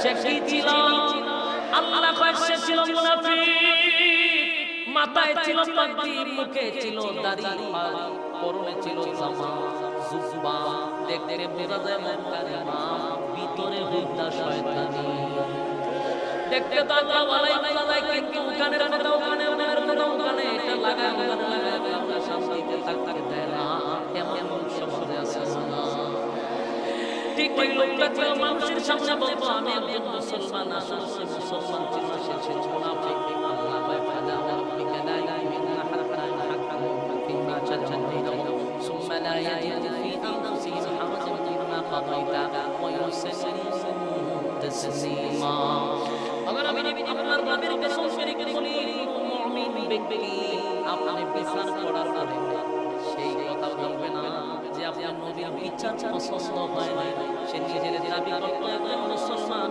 কিন্তু আপনি নবী যখন তার বিচার করে দিলেন সে প্রকাশ্যে বলছে বিচার আমি আমার পছন্দ হয় না তাহলে একজন মুমিন নবীর বিচার তার পছন্দ না হয় সে কি মুসলমান আমি আপনাদেরকে এমন দিয়ে ধরে দেই এমন লোক আপনার ডাইরেক্ট আছে আমাদের সমাজ আছে নিজের দাবি করে মুসলমান কিন্তু কিন্তু আল্লাহর হুকুম পালন করতে তার ভালো লাগে না। নিজের দাবি করে মুসলমান নবীর তরিকায় জীবনযাপন করতে তার ভালো লাগে না। আল্লাহর আয়াত পছন্দ হয় না, নবীর তরিকা মানতে ভালো লাগে না, নিজের দাবি করে মুসলমান বুঝতে হবে সেও ওই কাতারের মুনাফিক। আল্লাহ বলে বন্ধু, সে নিজের দাবি করে মুসলমান, আপনার বিচার করার পরে সে পছন্দ হয় না। উমর তার রূপ বুঝতে পারছে, তাই উমর তারে হত্যা করছে। উমর নির্দোষ মানুষকে হত্যা করে নাই, একটা দোষী মানুষকে হত্যা করছে। দুষ্টা দল সে নিজের জ্ঞানে মুসলমান দাবি করে সমাজে ঘোরায়। সে যদি একজন ইয়াহুদি হইতো আর উমরের কাছে গিয়া বলতো নবীর বিচার পছন্দ হয় নাই, উমর তারে হত্যা করতো না। কারণ একজন ইয়াহুদির কাছে নবীর বিচার পছন্দ হবে না, এটাই স্বাভাবিক। একটা খ্রিস্টানের কাছে নবীর বিচার পছন্দ হবে না, এটাই স্বাভাবিক। একটা বিধর্মীর কাছে নবীর বিচার পছন্দ হবে না, এটাই স্বাভাবিক। কিন্তু একজন মানুষ যদি কয় আমি মুসলমান, নবীর বিচার পছন্দ হয় না, বুঝতে হবে এখানে সেই ইসলামের দুশমন, সে মুসলমানের দুশমন, আল্লাহর দুশমন, নবীর দুশমন। সেই ইসলামের বাধা বাজানোর জন্য নিজের মুসলমান দাবি করে সমাজে চলে। মূলত তার ইসলাম ভালো লাগে না, মরণ বুঝা এমন ভাইরাস জমিনে থাকলে সমস্যা। তাই মরণ মুনাফিককে হত্যা করে ভাইরাস অপরাধ করে নাই। এজন্য উমরকে বলা হয় উমরে ফারুক, সত্য মিথ্যার পার্থক্যকারী। সুবহানাল্লাহ। সে বুঝতে পারছে তার রূপটা কোথায়। তুই নিজের দাবি করে মুসলমান, আমার নবীর বিচার পছন্দ হয় না, তুই দাবি করলি যে তুই মুসলমান, এই সমাজে বেঁচে থাকার তোর অধিকার নেই। যদি ইহুদি ব্যক্তি বলতো আমার নবীর বিচার পছন্দ হয়েছে না, মেনে নিত, কারণ ইহুদির কাছে নবীর বিচার পছন্দ হবে না, এটাই ঠিক। কিন্তু মুসলমান নবীর বিচার পছন্দ হয় না, তুই মুসলমান না, তুই মুসলমান বেশদারি মুনাফিক। কথা হয় না, এমন মুনাফিক আমাদের সমাজে আছে না নাই? এমন মুনাফিক যাকে বুঝবেন সে ওই কাতারের মুনাফিক যারা নিজের বলে মুসলমান, নবীর তরিকায় চলতে ভালো লাগে না, আল্লাহর হুকুম পালন করতে ভালো লাগে না, এরা জাতির জন্য ভাইরাস। ইসলামিক আইন থাকতে তাদেরকে হত্যা করা হতো।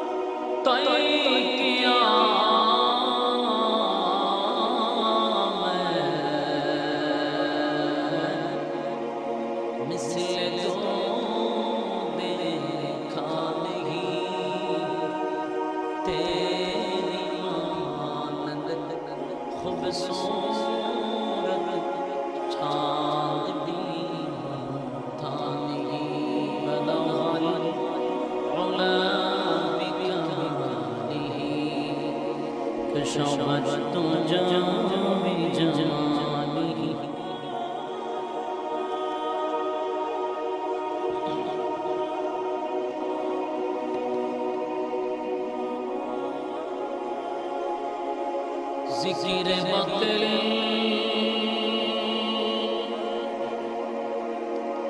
को हटा दे दिल से रफ़े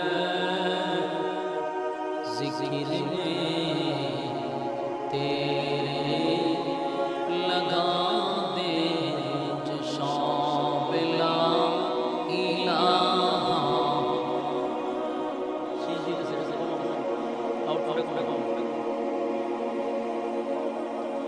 লা ইলাহা ইল্লাল্লাহ।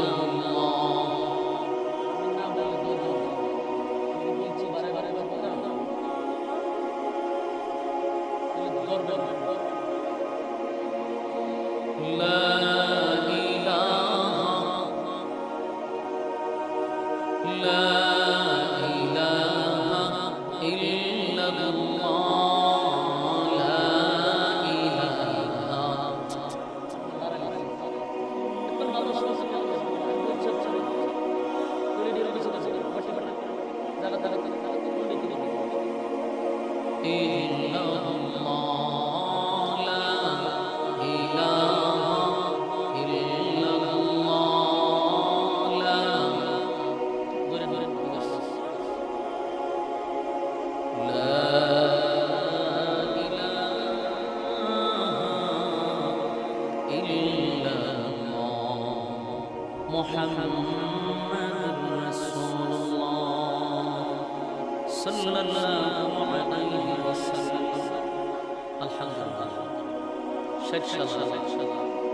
পূর্বপাড়া এলাকাবাসীর উদ্যোগে আয়োজিত আজকের বার্ষিক ওয়াজ ও মাহফিল সম্মানিত সভাপতি হযরত মাওলানা মুহাম্মদ নিজামউদ্দিন সাহেব দামাত বরকাতুহু। আজকের মাহফিলে বিশেষ আকর্ষণ হিসেবে তখন আপনাদের সামনে গুরুত্বপূর্ণ নসিহত পেশ করেছেন হযরত মাওলানা হাবিবুর রহমান মিসবাহ সাহেব, খতিব গাউসুল আজম জামে মসজিদ কুটি। ওয়াজ করেছেন হযরত মাওলানা মুসা সাহেব, হযরত মাওলানা রফিকুল ইসলাম মুসা সাহেব, হযরত মাওলানা সাজিদুর রহমান সাহেব সহ দিগার হযরত উলামায়ে কেরাম, উপস্থিত আগত তরুণ যুবক ভাইরা, মুরব্বিয়ান আযম, মাইকের আওয়াজ যতটুকু দূরে যায় অবস্থানরত পর্দানিশী মা ও বোনেরা, সকলকে আমার অন্তরস্থল থেকে জ্ঞাপন করছি মুবারক। সব শুকরিয়া আল্লাহ সুবহানাহু ওয়া তাআলা, যিনি হাজারো মানুষের মাঝখান থেকে কিছু সংখ্যক মানুষকে সুস্থ অবস্থায় দ্বীনি নির্দেশে বসার আসার তৌফিক দান করেছেন। শুকরিয়া আদায় করছি আলহামদুলিল্লাহ। লক্ষ কোটি দুরূদ এবং সালাম আল্লাহর সৃষ্টির প্রধান আকর্ষণ জনাব মুহাম্মদ রাসূলুল্লাহ সাল্লাল্লাহু আলাইহি ওয়াসাল্লাম। সম্মানিত সুধী, আপনারা আসতে পেরে বসতে পেরে খুশি না বেজার, উপস্থিতিতে বোঝা যায় আপনারা এখানে আসতে কষ্ট হচ্ছে এবং বসে থাকতে আপনাদের বিরক্ত লাগতেছে। তাহলে রাস্তাঘাটে দোকান পাটে অসংখ্য যুবক ভাইয়েরা অকারণে নিষ্প্রয়োজন সময় যারা নষ্ট করেছে, বিনয়ের সাথে বলবো আপনারা ফ্যান্ডেলের ভিতরে চলে আসুন। এই ৬০ সাল পূর্বপাড়া এলাকাবাসী অক্লান্ত পরিশ্রম করেছে, রাত্রি দিন করে সুন্দর একটি আয়োজন আমাদেরকে উপহার দিচ্ছে। এলাকাবাসী মাহফিলে না বসে দোকান পাটে সময় নষ্ট করে অত্যন্ত দুঃখজনক। যারা এই আয়োজন করছে তাদের অক্লান্ত পরিশ্রম আপনাদের জন্যই আজকের আয়োজন। দীর্ঘ সময় আপনার দোকান পাটে ছিলেন, এবার সব কিছু বাদ দিয়ে ফ্যামিলির ভিতরে চলে আসুন। যতক্ষণ আপনারা ফ্যামিলির ভিতরে থাকবেন গুনাহ না হওয়াটাই সম্ভব। ফ্যামিলির বাইরে গেলে গুনাহ হওয়াটা সম্ভব। তাই গুনাহ মুক্ত একটা পরিবেশে আল্লাহ আমাদেরকে বসার সুযোগ করে দিয়েছে। এটা বহুত বড় একটা আমল। আমি যুবকদেরকে দৃষ্টি আকর্ষণ করছি, দেখে হায়াত যদি আগামী কাল পর্যন্ত থাকে, আমরা যদি বেঁচে থাকি তাহলে আগামী কাল কিন্তু আড্ডা মারার সময় আছে, গল্প করার সময় আছে, সময় অপচয় করার সুযোগ আছে। কিন্তু আগামী কালকে হায়াত থাকলেও এই মাহফিলে গেলে বসতে পারবে না। তাহলে এই কথাটি যারা শুনছেন দিলে খান দিয়া কথাগুলো শুনে আমি শ্রবণ করে যে আমরা বাচ্চা ছোট আগামী কালকে মাহফিলটা পাবো, বাচ্চা ছেলে পরিবার কাটে আটে আটে সুযোগ বছরে হয়তো বা একবার একটা মাহফিল হয়। কত বড় বড় কপাল পোড়া হইলে বছরে একবারও দিনই একটা মজলিসে বসতে পারে না। প্রতিদিনের মতো সে ব্যস্ত থাকে, প্রতিদিনের মতো সে আড্ডাতেই থাকে। বছরে এক দিনের জন্য আল্লাহর জন্য এক সময় বছরে বুঝতে হবে কপাল পাওয়া জিন্দেগি থেকে আল্লাহ কোরআন এমন এক গ্রন্থ, এটার সুর শুনলে কোনো মুমিন বান্দা ঈমান আছে এমন ব্যক্তি ঘরে বসে থাকতে পারে না। কারণ যখন সে কোরআনের কথা শুনবে তার শরীরে আলাদা জজবা তৈরি হবে, তখন সে ঘর থেকে বাহির হইতে বাধ্য। কিন্তু অনেক মানুষ শোনার পর বাহির হয় না, কারণটা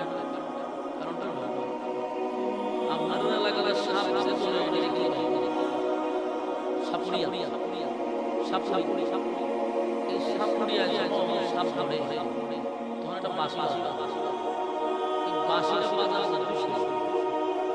গড়ের ভেতরে ধরে বিষাক্ত সাপ আছে, এই সুর শুনলে সে আর কাউকে থাকতে পারবে না।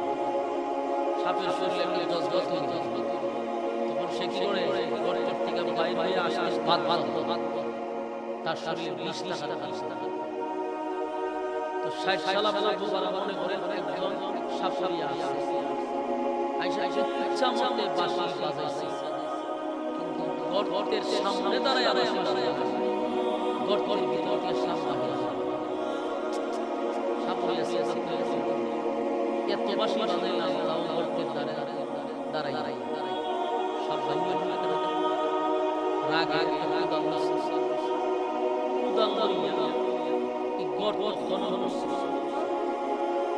ভিতরে তাকায় দেখে দুইটা সাপ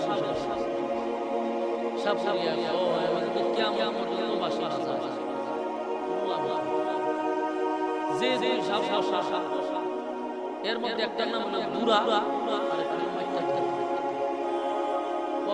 বাঁশি বাজে করতে পারি কেন বিষ নাই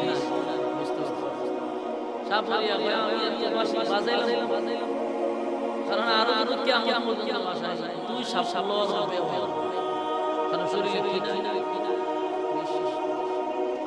আমাদের সমাজে অনেক মানুষ আছে কোরআনের আওয়াজ শোনার পরেও পরে কিনা এই সমস্যা শুনে টেটি আবার কিছু মানুষ শোনার পরে ঘর থেকে দৌড়ে চলে আসছে, বোঝা গেল ইমানি জজবা। তো যারা শরীরে বিষ নাই তাদেরকে উদ্দেশ্য করে আপনারা শরীরে ইমানি জজবা তৈরি করে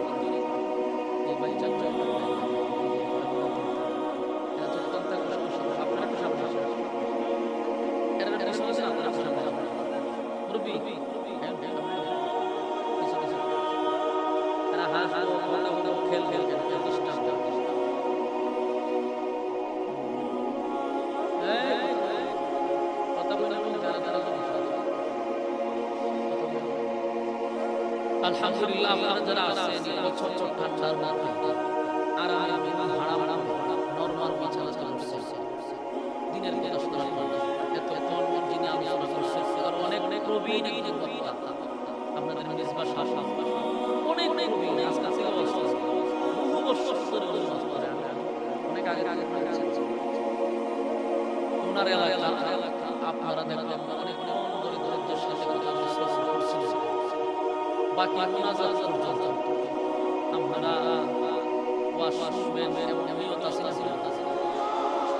এটা কি হাক্কা নিয়ত করেন যে বলে বাত আলে দেখা কেনা মুনাজাত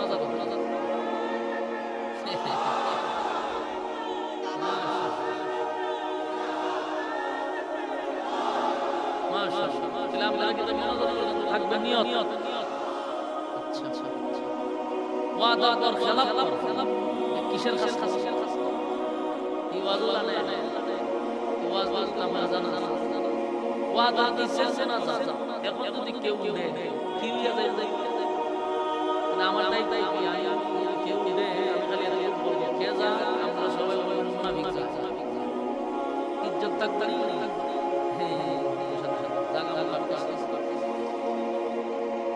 উচ্চা গেলে একমাত্র প্রস্তাব বাথরুম সিগারেট তিনটা জিনিস চলে যাওয়া যায় একজনের নেশা সাথে সিগারেটের দুইটা টান দিয়ে আবার খাওয়ার সময় দিলাম কারণ জমকাট এখন পাস করে আপনি আসলে দিয়ে খাওয়া সারা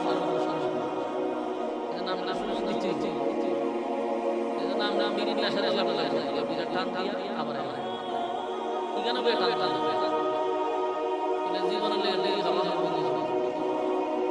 আল্লাহ আমাদেরকে মুনাজাতের জন্য টাকা তৌফিক দান করুন আমিন আপনারা কোরআন কারীম শোনার জন্য কোরআন ১৫০০ চলাচল আছে এখনো কোরআন আছে কিয়ামত পর্যন্ত কোরআন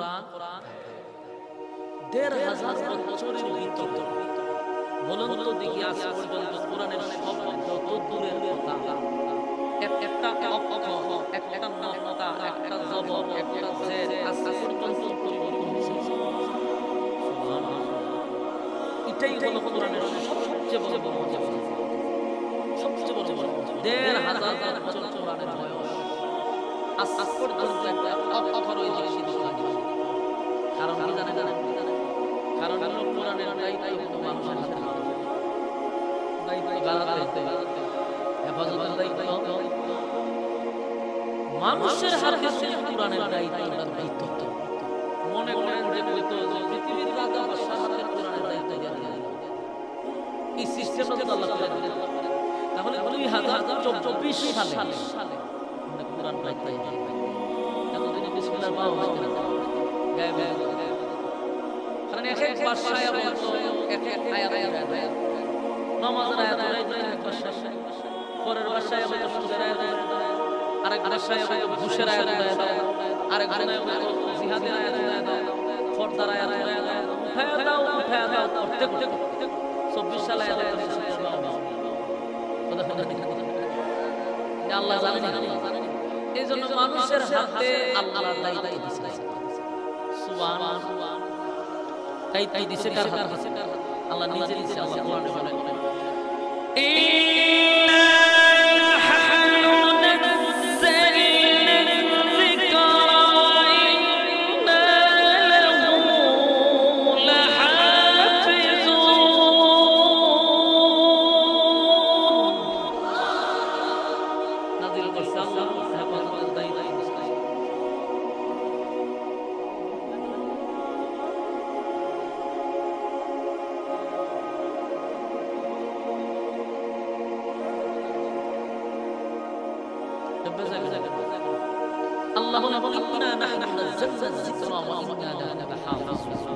কোরআন আমি নাযিল করছি তার হেফাজতের দায়িত্ব কে নিছে এজন্য কিয়ামত পর্যন্ত কোরআন থাকবে একটা শব্দের উপরে পরিবর্তন হবে ইনশাআল্লাহ গেল এক দুই নম্বর পৃথিবীতে হাজার হাজার গ্রন্থ আছে ১০০ বছর ২০০ বছর গেলে রাইটার আর কিন্তু ১৫০০ বছরের ভিতরে এদিক সেদিক যত গ্রন্থ আছে প্রত্যেকটা গ্রন্থের রাইটার যিনি লেখক পৃষ্ঠার শেষ মাথায় লেখা থাকে গ্রন্থ লিখলে আমার ভুল হতে পারে দরিয়ে দিবে পরবর্তীতে সংশোধন করব এটা রাইটার পাইছেন আপনারা আমি হলো লিখছি লেখাতে নাম বা সহজে বলে জামাটা বলে লিখলে ভুল হইতে পারে তার মানে রাইটার দুর্বল পৃথিবীর যত বড় রাইটার এই কথা বলতে বাদ যেমন ভুল হতে পারে সংশোধন করব দরিয়ে রাইটার পৃথিবীতে শুধু একটা গ্রন্থ আছে যে রাইটার হেডলাইনে আছে ভুল না কিছু ভুল নাই ভালো কইছে ভুল নাই তো শেষ সন্দেহ করা যাবে না।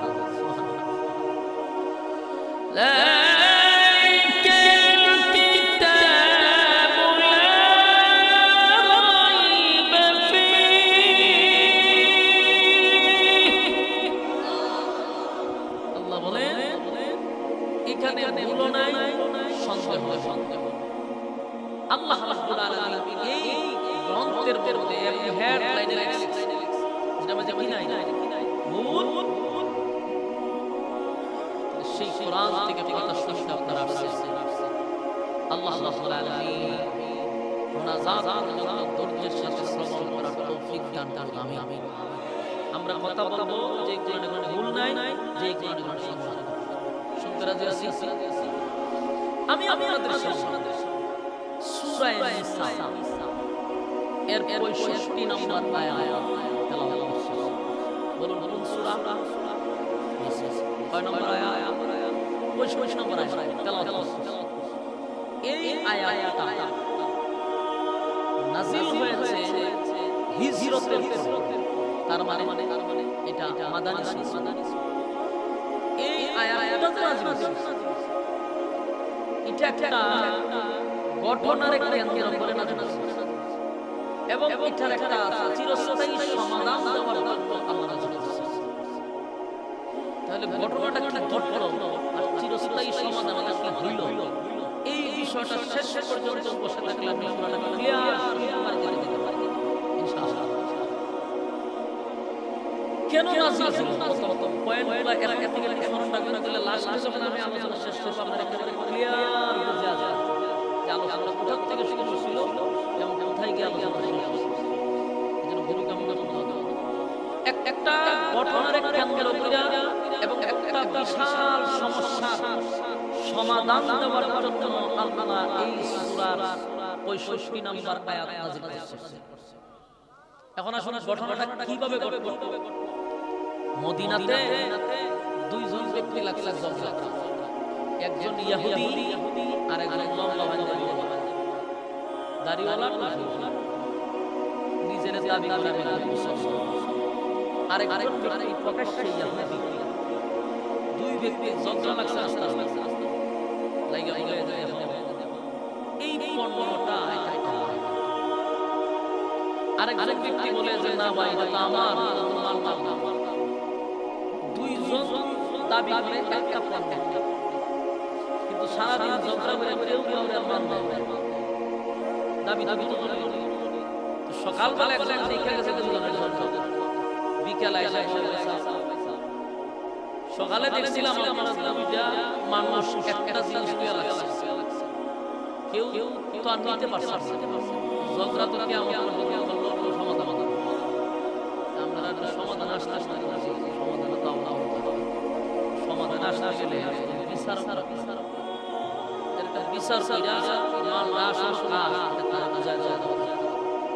দুটো ব্যক্তি আমরা এগুলো বিচার স্মরণ করুন হওয়া দাওয়া এবং দুইজনের মধ্যে একজন ইহুদি আরেকজন হলো মুসলমান। ইহুদি ব্যক্তিরা মুসলমানদের জিজ্ঞাসা যে এখন বিচার সরকার বিচার কারে বসে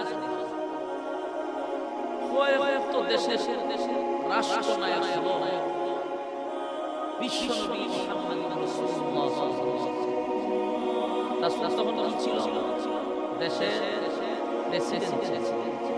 বলুন রাসূল কি ছিল? জানেন না? জানেন আর রাসূলের ব্যবহার করা রাসূল গরীব আছে এই ওয়াজ আমরা বুঝতে পারি। রাসূল একটা সময় দেশের প্রেসিডেন্ট ছিল, এই ওয়াজ সারা জানেন মৌলবীরা পড়ে খালি গরীব ফেড়া এই ওয়াজ আর এই ওয়াজে এত প্রভাব পড়ছে নাস্তিকরা, নাস্তিকদের এই ওয়াজে এত প্রভাব পড়ছে যে আলেম যখন এখন নেতৃত্ব দিত যা এরা উল্টো ডাকা রাজনীতি করে যায়, ইসলাম না ফেড়ো ভালো পাচ্ছে, ইসলাম না গরিব আছে রাগের রাজনীতি করতে। এই হইল গরিবের ওয়াজের প্রভাব। নাস্তিকরা মুসলমানদের নেতৃত্ব দিলে ভয় আর আগে নেতৃত্ব, কারণ হেতু ওয়াজ ইসলাম গরিব এত ওই ওয়াজ জানার দেশের রাষ্ট্রনায়ক আমার হয়েছে কি অসুবিধা আর ইওয়াজ মৌলবীরা দালাল করে না খালি খানো ধরে হয় এটা বাতা বাস শ্রোতারা খাইতে যাবে আর এর ভিতরে এমন এক বিষ ঢুকায় দিয়েছে ইসলাম মানেই হলো গরিব ইসলাম মানেই গরিব অথচ ইসলাম আমার নবী দেশের বাদশা ছিল এটা বলা দরকার ছিল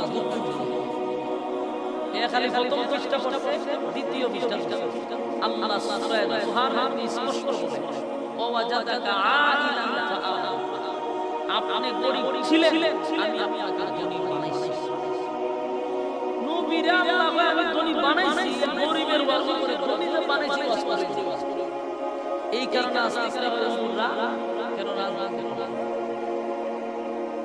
হুজুররা রাজনীতি কেন করে হুজুররা রাজনীতি শিখছে স্বয়ং রাসূলুল্লাহ সাল্লাল্লাহু আলাইহি ওয়াসাল্লামের কাছ থেকে আমার রাসূল দেশের বাদশা আমরা সেখান থেকে রাজনীতি শিখেছি আমরা যদি ওয়াজ করতাম তাহলে কথা বলার সাহস আমাদের দেশের মানুষের শুধু থাকতো মাদ্রাসা থাকতো কে মারা গেছে আর 40-এর কোরআনে পাঁচ দিনের কোরআনে ইনি হুজুর আর কাকা আসলে কি হুজুর গান করেন তো মোবাইলে বাইরে মনে চলে আসে এই গান আমারই গান এখন হুজুর আর কাকা খালি মসজিদের মাদ্রাসায় কথা বলে না হুজুর আর কাজ রাষ্ট্র পার্লামেন্ট পর্যন্ত আলেমরা যাইতে যতদিন না পর্যন্ত আলেমরা পার্লামেন্টে না যাবে এদেশের দুর্নীতি বন্ধ হবে না এদেশের দুর্নীতি ঘুষ এর বরাবর সুদ জেনা ব্যভিচার এদেশের ধর্ষণ খুন হত্যা এগুলো বন্ধ হবে না আলেমরা যদি ক্ষমতায় আসে আল্লাহর কসম দেশের টাকা বিদেশে পাচার হবে আমার সোনার বাংলাদেশ সোনায় রূপান্তর হতো যদি আলেমরা ক্ষমতায় থাকতো আমাদের হচ্ছে খারাপ আজকে যদি আপনারা হুজুর দাদা কারণ আগে উনি দাঁড়ায় আছে এই আপনারা রাসূলের এই 100% কি করবে জানেন ডায়লগ কমন ডায়লগ হুজুর জ্ঞান কে রে 30 বার আপনারা কোরআনের ভিতর ঢুকাইতে পারতেন কোরআনের ব্যাকগ্রাউন্ড ধরে দিতে পারে হাজার হাজার মানুষের সামনে কথা বলতে পারে আর হুজুর যদি দেখতে গেলে রাজনীতি বুঝে না মূল ঘটনা তো এখানে না ঘটনা হলো নবীর যারা এখন সুরের বলতে গম চুরি করতে পারবে না দান চুরি করতে পারবে না তেল চুরি করতে পারবে না দুর্নীতি করতে পারবে না ঘরে ঘরে বাস দিতে পারবে এইজন্য আলেমকে নেতৃত্ব দিতে চায় না যে দিলে আমরা খামুটা বাটপারি জিটারি ছানসা করলে এই কারণে মূলত আলেমকে ক্ষমতায় বসাতে চায় সুররা চুরি করে কিন্তু হুজুর রাজনীতি সারা দেশ বোঝা তুমি যারা নেতা মানো বসাও কেন 10 মিনিট আমি কথা বলবো 10 মিনিট তোমার নেতা দেখবা কয় বার তার মুড়ে মুড়ে লাগে কথাই তো সহায় হতে পারে 100 আডু খাবে তার দাঁত কাঁপে আর একজন আলেম লক্ষ মানুষের সামনে কথা বলে তার কোনে বাজে লাগে খালি বাহিরে ডিগ্রি চলছে ডিগ্রির মধ্যে তো শিক্ষায় কায় না রোডের মধ্যে বাস বাস সমাজের দুর্নীতি কিভাবে করবে ওগুলো তো সম্মানিত ব্যক্তি বলো আজকে থেকে এটা মাথায় রাখতে হবে আমার রাসূল দেশের কি ছিল প্রেসিডেন্ট রিয়াদ ইসলাম খালি গরিব ছিল রাসূল দেশের বাদশা আমরা মাথায় রাখতে হবে তখন দেশের বাদশা থাকার কারণে রাসূল আরবি সাল্লাল্লাহু আলাইহি সাল্লামের কাছে এই লিগুলা গেছে বিশাল রাসূলের দরবারে যখন বিশাল গেছে ইয়া বলু মাল ইয়া মাল দাবি করে ইয়া কয়লা মাল আমার এটা দাবি করে রাসূল বুঝতে পারছে মাল একটা দাবি মানে আসলে মাল না সুসুত তদন্ত করা দরকার এজন্য সুসুত তদন্ত করার তদন্ত করি তৈরি রাসূলের বিচার এটা বাংলাদেশের 16 বছরের বিচার বাংলাদেশের 16 বছরের বিচার দর্শন করছে পত্রিকার নাম আছে ওই একেবারে এটা তো কোরআন আর একটা মেয়ের দর্শন করলো আর প্রতিমূর্তি একটা বাইরে মাইয়া এই জায়গায় ঠিক আছে আমার যে দর্শন এরকম দজা ভাঙা লোকের দর্শন এদিন নিজের চলে চলে এরকম নাটক বাংলাদেশের সাথে তদন্ত কত দুর্বল তার প্রকাশ একটা বাস্তব নমুনা দেখে কিছুদিন আগে একটা ছেলের মা মারা গেল বারাটিয়ায় এক মহিলাটাকে হত্যা কত দুর্বল তদন্ত কমিটি তারা মা মারা গেছে যে ছেলেটাকে মার হত্যাকারী বানায় আদালত রিমান্ড নিয়েছে শেষে দেখা যায় ছেলে ঘরে নাই বারাটিয়া কিন্তু কেন নাম দিল তার নাম ছেলেটার মাদ্রাসা এই মাদ্রাসায় পড়ার কারণে পুরা নাস্তিক পাড়ার মিডিয়া নিশিশির পল্লীতে যাদের জন্ম ওই সমস্ত মিডিয়ারা মাদ্রাসার নামটা ব্যবহার করে একটা নির্দোষ মানুষকে মার হত্যাকারী বানায় দিয়েছে এরকম ষড়যন্ত্র তো বছরের পর বছর আল্লাহ মাফ করতে পারে যদি বর্তমান সরকার না থাকে ফেসিস সরকার থাকতো ঠিকই ছেড়ে ফাঁসি দিয়ে 100% দিয়ে দিত সাজাইছে হয়ে যেত এরকম হাজার হাজার মার খালি এই তদন্ত হাজার হাজার নির্দোষ মানুষটা ফাঁসি বিচার তো রাসূলের বিচার আর স্বৈরাচারের মতো বিচার রাসূল একটা স্বতন্ত্র তদন্ত কমিটি তৈরি করে ওই রাইডার সিস্টেম বিচার দিয়ে দেখে মালটা মূলত ইয়াহুদি মুসলমানের মানে রাসূল বিচারের রায় দিয়েছিল ইয়াহুদি যে মাল তুমি এটা নিয়ে আসিস বিচারের রায় পায় খুশি বেচারা সালাম বাড়ি যাও মুসলমান ব্যক্তিটা ভাই রাস্তা দিয়ে আবার ওই হেরাটে রাখে ইয়াহুদি আটকে হয়ে যা বাড়িতে কোনা বাড়ি বাড়িতে ওই ভাই সকাল থেকে সকালে ঝগড়া মাল এখন শেষ পর্যন্ত বিচার পেলাম আমি রায় গাছে এখন বাড়িতে যাব ও বিচার করছে বিচারটা পছন্দ হয়েছে আপনারা লাগাতে আলহামদুলিল্লাহ আছে কোন সময় কেউ মারা গেলে আমি জানি না রাসূল বিচার করতে এক হয় পছন্দ হয়েছে নাউজুবিল্লাহ নিজের দাবি করে হে মুসলমান রাসূল বিচার করতে হয় পছন্দ হয় না ইয়াহুদি ব্যক্তি হলো বিচার করতে নবী তুই একজন মুসলমান তোর নবী বিচার করে রায় চাই আমার তুই মাদ্রাসা চাই বিচার কর আমার পছন্দ লাগলো তুই মুসলমান ইয়াহুদি বলতে পারছে যে হে বিশেষ সুবিধা হয় আমার পছন্দ লাগলো না আমার বিচার পছন্দ হচ্ছে না আমি আমার সানি বিচার মানে পুনরায় আরেক বিচার এই সিদ্ধান্ত ইয়াহুদি চিন্তা করে এলাম দরবার করবে এর সাথে আমি দরবার করে পারতাম এখন হয়তো ভাই সানি বিচার কার কার বিচার টাকা কে পছন্দ কার তোর পছন্দ মতো বিচার দেখো আমার বিচার চিন্তা করে যেখানে সর্বোচ্চ আদালতে রায় দিয়ে দিয়েছে ওখানে বিচার শেষ ছিল অনেক আদালত ঠিক আছে ইয়াহুদির মনে মনে একটা ধারণা মালটা তো আসলে আমার এটা বিশ্বাস আছে যদিও ইয়াহুদি কালেমা পড়ি নাই আল্লাহ মানি নাই কিন্তু আমার বিশ্বাস আছে মুসলমানের বিশ্বাসটা হয় সঠিক দেখেন মুসলমানের বিচার হয় ওদের নে ভাই জানা যাচ্ছে লইয়া গেছে উমরের কাছে গেল আমরা ইসলাম বিশাল আপনার কাছে কি বিশাল মালিয়া আমার কবি একটা মাল ইয়াহুদি যখন বিচার করে আমরা যে বিচার আপনার লইয়া আসা এই বিচারের রায় আপনার নবী মুহাম্মদুর রাসূলুল্লাহ সাল্লাল্লাহু আলাইহি ওয়াসাল্লাম উনি রায় দিয়েছেন আমাদের বিচার আপনারা মুসলমান ব্যক্তিরা এই বিচার পছন্দ কোন আমরা তো জানি বিচার বুঝতে শুনে বিচার মরে মুসলমান ব্যক্তিরা রাসূল বিচার পছন্দ হইছে না না বিচার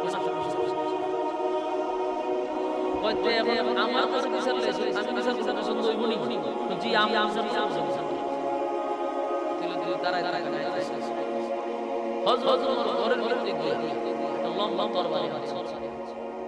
তরবারি আইনা দুজনের মাঝখানে দাঁড়ায় আছে আমার নবী বিচার করে দেওয়ার পর তুই বসতস তুই তো তোর নিজের দাবি করছ তুই দাবি করছ আমার নবী বিচার করে দিলে তোর পছন্দ হয় না তুই বিচার খানি বিচার আমার কাছে আমি বিচার করে দিলে তোর পছন্দ হয় তা আমি ওমরের বিচার ছাড়া তুই দেখ তরবারিটা লইয়া একটা সেদ মারছে তার বডির দিকে মাথা লাগা মারছে আল্লাহ বারিক বারিক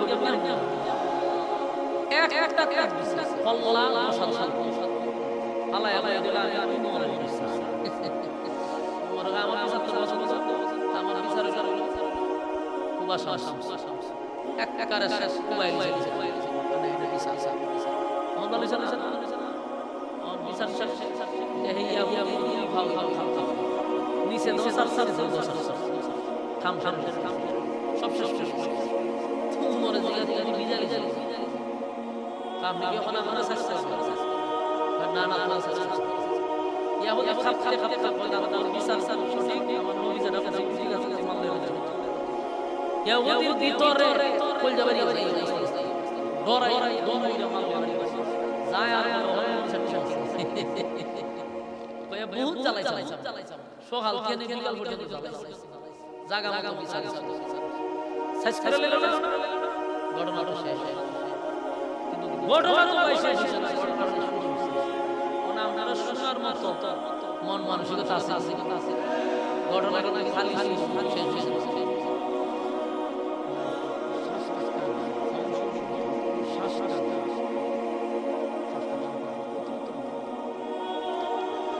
রাসূল সাল্লাল্লাহু আলাইহি সাল্লামের বিচারের উপর সমাধান হয়েছে ঘটনা তো শেষ কিন্তু যারা হত্যা করছে তার আত্মীয় স্বজন ভাই বাড়া এরা খবর পাইছে যে আমরা বাইরে মনে হত্যা করছে এরা দৌড়াইয়া রাসূল তখন দেশের প্রেসিডেন্ট গিয়া দেয় সিস্টেমে বিচার ইসলামের আইন অনুযায়ী কারো যদি বিচার পছন্দ না হয় এই বিচার কোন কারো কাছে নিয়ে গেলে কি অপরাধ রাসূল না এটা বলে যে বিচার যদি মনে করে আমার পছন্দ হইছে আমি বিচার চার একজন লইয়া গেলাম এটা কি ইসলামের কোনো আইনে অপরাধ না তৈলে আমার ভাই আমার কাছে বিচার চায় তার বিচার পছন্দ নাই হইতে পারে উমরের কাছে বিচার হয়ে গেছে উমরে তার ফলাফল আছে এখন আমরা আপনার কাছে উমরের বিরুদ্ধে হত্যা মামলা দিলাম দেখছেন নি কই দরবারে বলে আছে ইসলামের আইন হলো হত্যার বদলা হত্যার বদলা জায়গা জায়গা মামলা এটা বাংলাদেশ শাসন করে আমরা এসিপির হয়ে থাকবে উমরের নামে গেছে রাসূল তার সুষ্ঠু তদন্ত নিয়ে দেখে আসলেই এই লোকটা আছে কোনো অপরাধ বাস্তবে দেখা যায় কোনো অপরাধ করে নাই মানে একজনের বিচার পছন্দ হইছে না কিন্তু অপরাধ না কিন্তু উমর একটা নির্দোষ মানুষকে হত্যা করছে ওটা মদিনায় আন্দোলন শুরু হয়েছে হায় হায় হায় হায় উমরের রায় হবে মৃত্যুদণ্ড তার নির্দোষ মানুষকে হত্যা করছে ওটা মদিনা তুফান রাসূল নিজেও উমরকে নিয়ে চিন্তিত কেন চিন্তিত ফাঁসি দিক এই কারণে না আল্লাহর রাসূলের বিরুদ্ধে যে উমর যে হামলা করছে উমর তো ইসলাম ধর্ম গ্রহণ এমনি করে না আমি আল্লাহর কাছ থেকে উমরের ছায়া উমরের আল্লাহর কাছ থেকে ছায়া তাই নবী অন্তর করে বলো এমন এক কাম করছে নির্দোষ মানুষকে হত্যা করতে রাসূল পেরাশানি উমরের নামে চলছে এখন আপনার কাছে আমার প্রশ্ন যত আলোচনা শোনা মানে মনোযোগ দিয়ে শুনুন এই এখান পর্যন্ত আপনি থামান। এখন আসুন আগে আমরা উমরের চিনতে হবে। উমরের না চিনলে এই আলোচনা শেষ হচ্ছে। এই জন্য প্রত্যেকটা মানুষ আগে উমরকে চিনছে। উমর সাধারণ সাহাবী না, এটা আপনাদের ইয়াদ রাখতে হবে। উমর কোন সাধারণ সাহাবী না। উমর আল্লাহর রাসূল কি আল্লাহ তাআলা ছায়া আল্লাহ উমরের ছায়া আল্লাহ উমরের দিছে। উমর যে কি সাধারণ সাহাবী বাস্তব হাজার হাজার হাজার রাসূল কয় আমার দিয়ে আল্লাহ নবুয়তের দরজা তালা দিছে। আমার ঘরে নবী আল্লাহ যদি আসতো উমরের নবী বানাইতে। তাহলে উমর কেমন যুদ্ধ চিন্তা করে এখানে উমর সাধারণ সাধারণ উমর ইসলাম ধর্ম গ্রহণ করার পর প্রকাশ্যে নামাজ চালু ছিল। এমন বোঝেন যেখানে লুকিয়ে লুকিয়ে নামাজ পড়তেন সেই উমর রাসূলের কাছে এসে বলল কালেমা তাকায়া দেখি আল্লাহ আপনার উম্মতেরা লুকিয়ে লুকিয়ে ভালো ভালো কেন আমি আপনার ধর্ম গ্রহণ করছি, আপনার সত্য আপনি সত্য কোরআন সত্য, তাহলে সত্য ধর্ম লুকিয়ে কেন? আল্লাহ রাসূল যারা প্রকাশ্যে নামাজ পড়ে এদের নির্যাতন বিশ্বাস দুবার চাপায় দেয়। হযরত আমার একটা বক্তব্য রাসূল বক্তব্য দেওয়ার মধ্যে ওমর তরবারিটা রইছে ওই আল্লাহ কার মারে মারে আড়ে আড়ে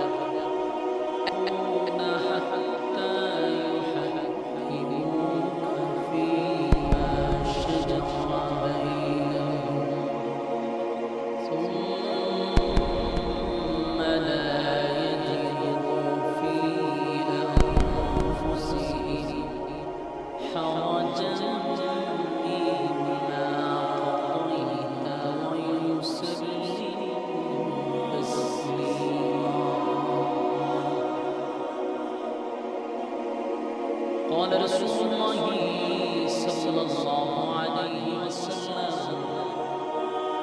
من أحب سنتي فقد أحبني ومن أحبني كان معي في الجنة وكما قال عليه الصلاة والسلام درش شكرا اللهم صل على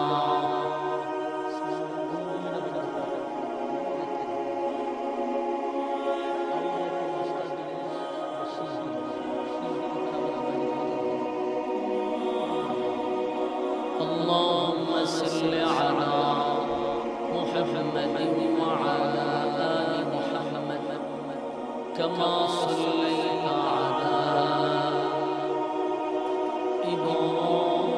إبراهيم وعلى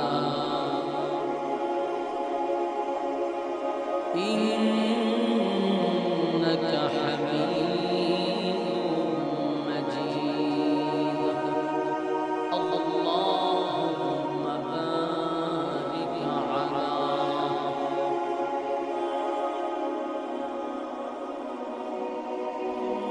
كما باركت على إبراهيم وعلى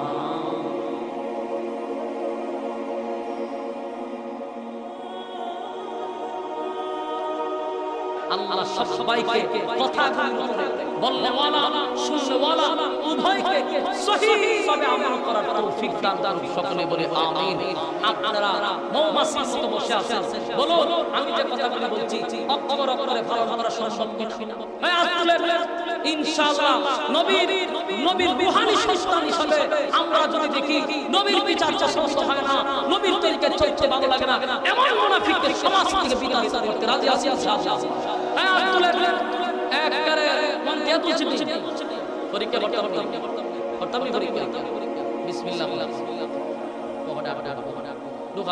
দোকান সবচেয়ে বড় মোস্তফাই করে যতটুকু পারেন এখানে মসজিদ আছে, এখানে যতটুকু পারেন আমরা শরীক থাকবেন, মসজিদ দিয়া তারপর দোয়াটা শরীক হলে দোয়াটা কবুল হবে। জলদি ওমা জানা হ্যাঁ একজন মা এর খবর হবে, জলদি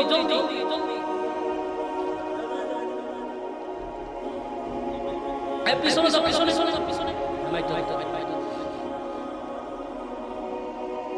পিছনে যান, পিছনে যান, রুমাল একটা একটা করে সব চলে যান পিছনে সামনে, জলদি জলদি করে, জলদি জলদি করে। এই যে ভাষণ দিছে, আল্লাহ তোমার হায়াত বাড়ায় দেয়, আমিন। হায়াত আমিন।